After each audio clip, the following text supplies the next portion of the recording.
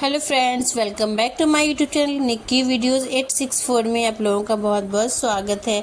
आज मैं बनाने के लिए जा रही हूँ बिस्किट, जिसमें मैदा नहीं यूज़ करेंगे और ना ही ओवन यूज़ करेंगे, फिर भी इतने कुरकुरे से बिस्किट बन के रेडी हो जाते हैं। उसके लिए मैंने यहाँ पे लिया है 1 कप सूजी मोटे पतले जो भी आपके पास है वो ले सकते हैं। मैंने मोटी वाली सूजी ली है यहाँ पे। और 1.25 कप मैंने आटा लिया था, सूजी से थोड़े से ज़्यादा आटा है। और 1 कप तक चीनी लिया है। चीनी अपने हिसाब से मीठा जितना खाते हैं उस हिसाब से कम ज़्यादा कर सकते हैं। और मैंने छोटे वाले एक बोल डाला है नारियल का बुरादा, नारियल का पाउडर। अब इन सब को मैंने मिक्स करके मिक्सी ग्राइंडर में पीस के रख लिया है। और यहाँ पे 1 पिंच बेकिंग सोडा डाला है मैंने, ऑप्शनल है, ये आप डाल भी सकते हो और नहीं भी डाल सकते हैं। उसके बाद मैंने यहाँ 1 चम्मच से 1.5 चम्मच के बीच देसी घी लिया है। आप देसी घी की जगह रिफ़ाइंड का यूज़ कर सकते हैं, तो मैंने मोइन के लिए देसी घी का यूज़ किया यहाँ पे। और इनको अच्छे से मिक्स करूँगी। इनको मैं हाथों से ही मिक्स करूँगी। घी को मिक्सचर में इतना ही डालें जितना कि हम अच्छे से इसको इकट्ठा करने में हम इस तरह से देख सकते हैं कि बन सकते हैं या नहीं बिस्किट। तो यहाँ तक हमें देखना है। और उसके बाद फिर थोड़े थोड़े से दूध को डाल के मैंने आटे को गूँधा था। थोड़े थोड़े ही डालना है स्टार्टिंग में, ज़्यादा नहीं डालना, नहीं तो ये पतला हो जाएगा। तो मैंने थोड़े थोड़े से आटे में डाल करके दूध को इस तरह से गूँध के तैयार किया है। और एक सॉफ्ट सा डो तैयार करती हूँ, बहुत ज़्यादा पतला डो नहीं होगा। मैंने गुनगुना पानी से ही डो को गूँधा है। और आप चाहे तो यहाँ गर्म पानी का भी यूज़ कर सकते हैं, तो गुनगुना पानी लीजिए हल्का सा, उससे ही आप डो तैयार कर सकते हैं। तो देखिए यहाँ पे डो तैयार हो गया है। अब इसको कुछ देर के लिए रेस्ट पे रख दूँगी मैं। तो देखिए यहाँ पे अच्छे से तैयार कर लिया है मैंने। अब इसके ऊपर से एक कॉटन कपड़ा डालूँगी और उसे कम से कम आधे घंटे के लिए रेस्ट पे रख दूँगी इस आटे को। उसके बाद यहाँ पे देखिए निकाला है मैंने, एक लोई बनाऊँगी इसके। तो इस आटे को बड़ा सा एक लोई तैयार किया है मैंने, तो उनको मैं लिया था अच्छे से मिक्स करके और गोल करके मैंने यहाँ पे 2 भागों में कर लिया था। एक बड़ा सा मैं यहाँ पे लूँगी डो, और जिसे एक बड़ी सी रोटी, मोटी सी रोटी बना करके रेडी करूँगी। तो उसके लिए मैं इस तरह से गोल कर दिया, गोल शेप दिया है। और हल्के हाथों से बेलन से बेलते हुए रहना है। और बेलने के बाद इस तरह से देखिए हमने साइज़ बड़ा किया है इसका, और इसको हम इसकी कटिंग करेंगे बेलने के बाद। आप चाहे तो हाथों से ही बना सकते हैं गोल गोल, आपको जैसा सूटेबल लगे वैसे आप कर सकते हैं। मैंने यहाँ पे इनको बेल लिया था एक रोटी की तरह।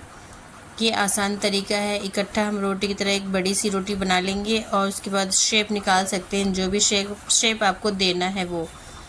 तो मैं यहाँ पे गोल शेप देने के लिए शीशे का ग्लास लिया था, तो इससे मैं इसकी कटिंग करती हूँ, जो एक बिस्किट का शेप निकलेगा ये।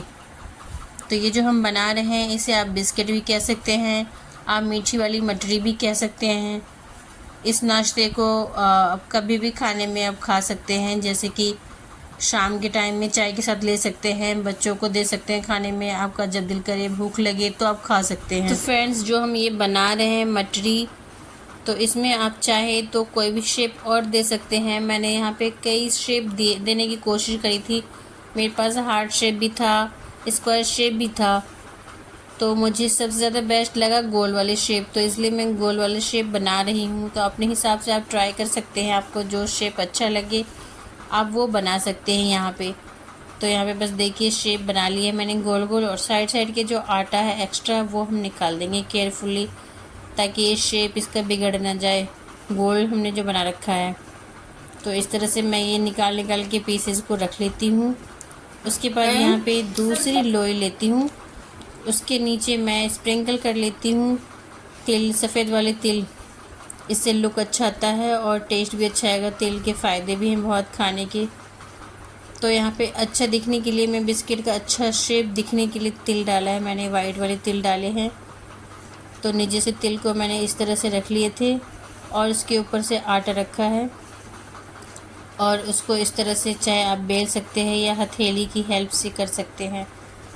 तो मैंने थोड़ा सा फैला लिया था। मोटी मोटी सी ही रोटी बनाएंगे यहाँ पे, बहुत पतली भी नहीं करनी है, मोटी मोटी सी ऐसे जैसे कि बिस्किट दिखने में लगे, इस तरीके से हमें बेल करके तैयार करना है। तो एक बार की तो मैंने प्लेन बनाई है, और दूसरी बार जो बनाए हैं मैंने वो तिल के साथ बनाए हैं। दोनों ही शेप में आप लोगों को दिखाऊंगी बना के। तो यहाँ पे ऊपर से मैं स्प्रिंकल करके डाल देती हूँ तिल, और नीचे साइड से ऊपर साइड से दोनों साइड से तिल होंगे, और इनको अच्छे से बेलन से दबा दूँगी। एक बार बेलन से इस तरह से प्रेस कर दूँगी ताकि चिपक जाए आसानी से तिल। अगर हम बेलन से नहीं दबाएंगे या हाथ से चिपकाएंगे नहीं तो ये तिल ऊपर ऊपर से निकल जाएगा। और उसके बाद फिर यहाँ पे ग्लास से मैंने गोल गोल शेप दे दिए हैं। तो ये शेप बहुत आसानी से हो जाते हैं गोल वाले, और दिखने में अच्छे भी लगते हैं। तो आप इस तरह से बना लीजिएगा, शेप गोल दे दीजिएगा। तो यहाँ पे देखिए गोल शेप सब मैंने दे दिए हैं, और ये इकट्ठा मैंने शेप बना करके रेडी कर लिए हैं इस तरीके से। अब आप चाहें तो यहाँ पे इसमें कोई और डिज़ाइन दे सकते हैं।